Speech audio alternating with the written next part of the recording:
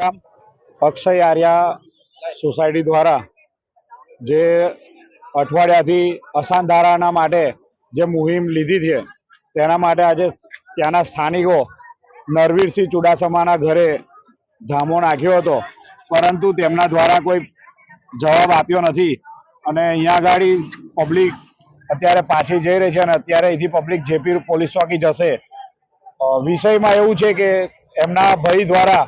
આ લોકોની સોસાયટીની બાજુમાં જે પ્લોટ વેચવામાં આવ્યો છે અને એમાં જે 6 વિધર્મીઓને પણ પાર્ટનરશિપમાં લેવામાં આવ્યા છે તેનો તદ્દન અને કડક શબ્દોમાં વિરોધ કરવામાં આવ્યો છે।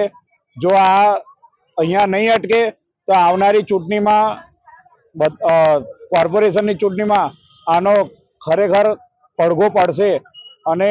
જો જરૂર પડશે તો વિશ્વ હિન્દુ પરિષદ આનું કડકમાં કડક પગલામાં આંદોલન કરશે। કોર્પોરેટરે ફોન પર વાતચીત કરી છે અને આશ્વાસન આપ્યું છે, પરંતુ એના હલ્લા ગલ્લા છે કે અત્યારે જે વિધર્મીઓના અમે નામ આપીએ છીએ તે એમના